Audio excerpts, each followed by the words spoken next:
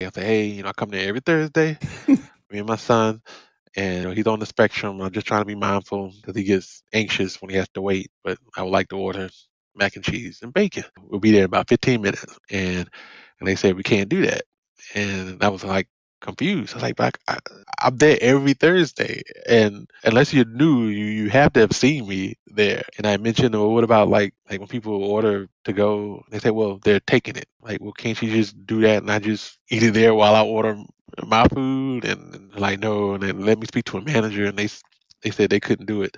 So That at this sounds point, insane. That's so silly. it it it was insane. It was very insane. And but I can't not go because he has mac and cheese and bacon on his head. And that's what he wants.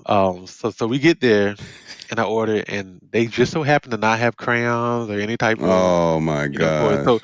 so at this point we don't have like, we're not at the iPad phase. We're not with the different sensory items because we're still learning. He is a little anxious and stuff, and it was just a very frustrating night where it just could have been alleviated by them. And the kicker is, when the manager told me we didn't want to waste the food if you were a no show, I think his meal cost like $4. Right. So it wasn't like steak and lobster Let me or pay in anything. advance. Like, it's like, what are we talking about? Yeah, it's like that's such a that's not a good look. That's not a good Right. look. So I had posted about it on Facebook, and like, and I was just gonna leave it at that. Like, I was just, this is like a frustration post. Hmm. And You tagged the IHOP and everything. right. Yeah. And when I tell you that my Facebook family came through, people wrote IHOP corporate. Like, people were blowing up the Facebook page. Like, they went at them, and then Pathfinders. No, that's not how it works. So the regional manager reached out to me and said, "Hey, we heard your story. We're sorry about what happened. We would like to treat you and your family to a meal. Can you come in and meet with us, and we can talk how to make this better in the future?" I reached out to Neil, Pathfinders, and they had like a whole program where they train restaurant employees just to be mindful and accommodating to special needs, not just Hmm. autism, but dyslexia or Down syndrome. Just be mindful and accommodating to everybody. Yeah. And I was like, "Oh man, y'all do that?" He's like, "Yeah, if you want us to come sit in the meeting, we can do that too." And so out of that came um, this idea that we do this night out, and I was gonna call it Spectacular Kids Night Out because I didn't want to make it specifically autism. Hmm. I wanted to just be special needs, and I didn't want to use special. I just said spectacular. Yeah. We're all spectacular. And they said everybody would get, I think it was like 50% off their meal for that night, and then they were gonna make a donation to Pathfinder, like portion of the proceeds for that night.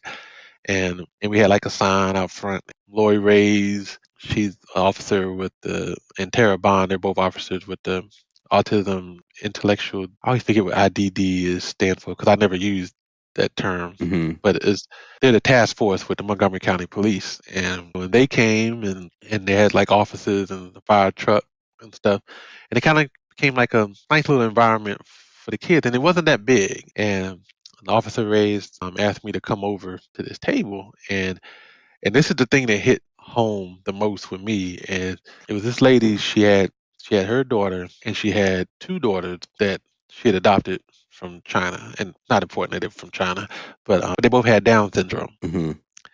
And and she said, "I just wanted to meet the person who set up this night because this is the first time that I've ever taken my whole family out to eat. And it's the first time that I felt the courage that I could do so without having to worry about what people may think or do. Hmm. And Hmm. so I just want to thank you for giving me the opportunity to take my family out to eat." And like that hit home. Right. Like, cause I wasn't looking at it like this was like, I'm punishing you, IHOP. Like, Right. like that's kind of how it was. But that made me want to do this more. And and it kind of got too big for IHOP. We went to CC's Pizza. Now we have balloon artists. Yo, that is We hilarious. got Got too big for IHOP. Wait to CC's is hilarious. Yo, that is funny. Oh man. Well, I Oh mean, if you think man. about it, like with CC's, you got it's the buffet style pizza. It was the way it was set up was just More more free conducive. flowing, more free flowing Right, than like waitresses and waiters bringing food out and stuff like that. right, Yeah. right, right. And the way everything was set up, the kids could go out and see the fire truck outside in the parking lot. It was just it was just so cool, like to just have it blow up. And the Montgomery County Police started doing the holiday giveaway at the same time with the Spectacular Kids Night Out. So some of the kids were leaving with presents and stuff. And several of my Facebook friends, they usually always came by and support. Hmm. I mean, it's amazing. And we did stop during pandemic, so I think we did it like 5 years, and then I've been talking about trying to get it back up, but I've just been so busy with soccer and everything.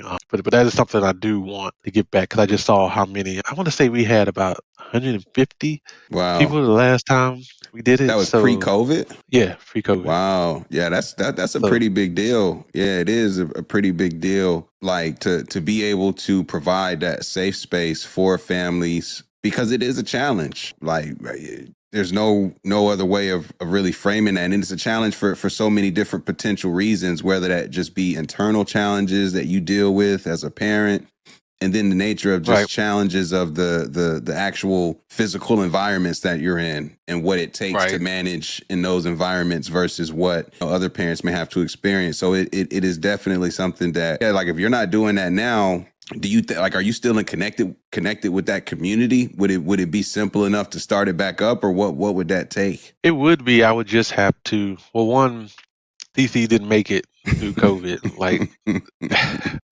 Yeah. so they shut down. So now and I had developed a good relationship with that manager there. He was Mm, like, whatever you need, we got it.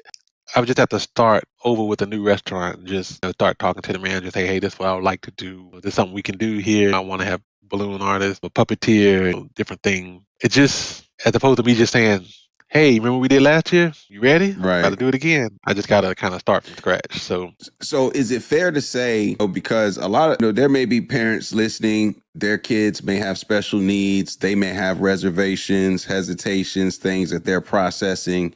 Is it fair to say that for at least your experience, seeking more interactions with others in the community was something that really helped, or it does help you move through that processing that you deal with internally? Would you say that yeah, that's something that you would recommend that others seek out in their local communities? I would. It is hard. I know it's hard as black men to say I need help.